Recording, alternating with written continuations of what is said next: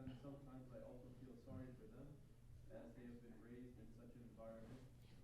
And like the foundation of anything plays such a big part in building, so it is hard to change their opinion. Yes. Is there anything we can do to unite such people? And should I pity such people, or is this coming from my ego? No, you should pity them. You should pray for them. Don't argue with them. These Deobandis and Wahhabis and Salafis, don't argue. When we talk these things, we talk of them as an idea. But if there's someone here that is Deobandi or Salafi and they have no problems, they say, okay, I don't believe in this, but I'm going to sit down, I'm going to pray, we're going to make zikr, we're going to eat something. I have no problem with that. We have no problem with that. Just don't call me kafir. If you at least keep it in your heart, you know. Be nice, be human. Just being human and being nice is going to save you in these days. You don't have to be too saintly or anything. Just be nice. A Jew coming here, Christian coming here, unbeliever, atheist coming here, and they're nice, we pray for them, yes? We're not going to hold it against them. That is between him and Allah. So, we don't fight with them. Don't quarrel with them. If quarreling can bring a people to truth,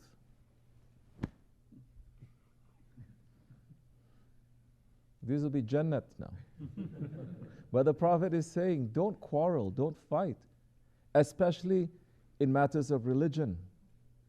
And someone says, even if you're right, he says, especially if you're right. So this comes under the heading of adab. And adab means understanding psychology. It really does. Adab means intelligence. Adab means, okay, now I should be quiet. But you were laughing 5 minutes ago. No, look, we should be quiet. Adab means now I should be jumping up and down. But you were quiet 5 minutes ago. No, look, this is what's happening because you're keeping track. This is adab. Adab requires intelligence. Adab means that you have to watch carefully, you have to process the things properly, not according to your ego.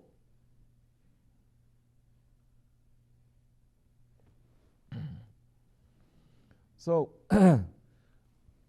we have no problems with them. Don't quarrel with them. Don't fight with them. Yes, you pity them, but don't be busy pitying also. I don't like to pity people. Who do you think you are? I pity you. Huh? Doesn't that sound arrogant? If you pity someone, it does. Who knows? Maybe tomorrow Allah is going to send hidayah to them and they'll be better than you. Who knows? Maybe tomorrow you slip and you become idiot. Allah is the one who turns your heart, no? So no need to pity them also. Take it as a lesson. Take them as a lesson.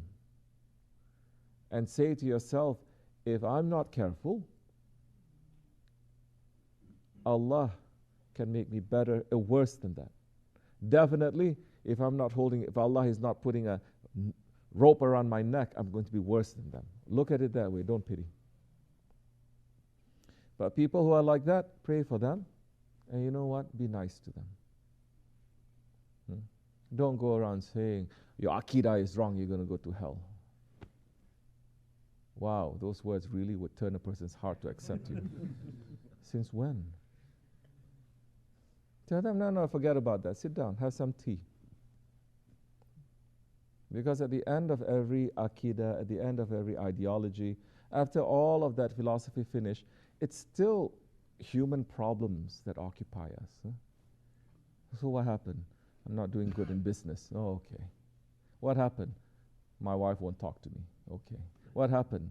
My kid refuses to find a job. What happened? I'm sick.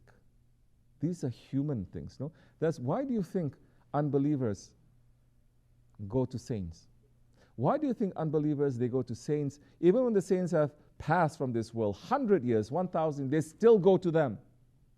Unbelievers, they still go to them. And they're saying, this Muslim saying, although I don't believe in the religion, but anyone who goes there, and they're nice, and they bring something, if you ask properly, they grant you your wishes. Yes? Because they're nice. It's not your job to do the other thing.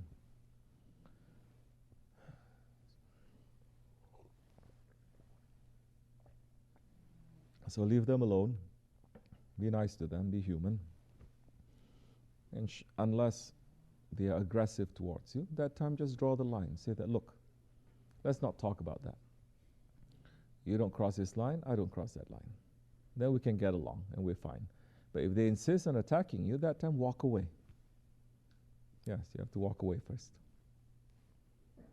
Inshallah.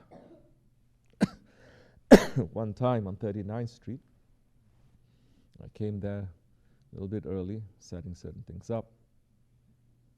A couple of our guys who also there came early. You remember? Then this guy come in from the street. He's wearing shorts, cut off thing, knees like this. Assalamu alaikum, brother.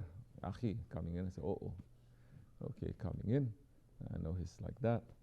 I'm just watching. And then I noticed some of our guys already bristling, ready for a fight because he's a Wahhabi coming to us. Shaykh Efendi wasn't there yet. He come in, he looked around, and then there's a chair for Shaykh Efendi.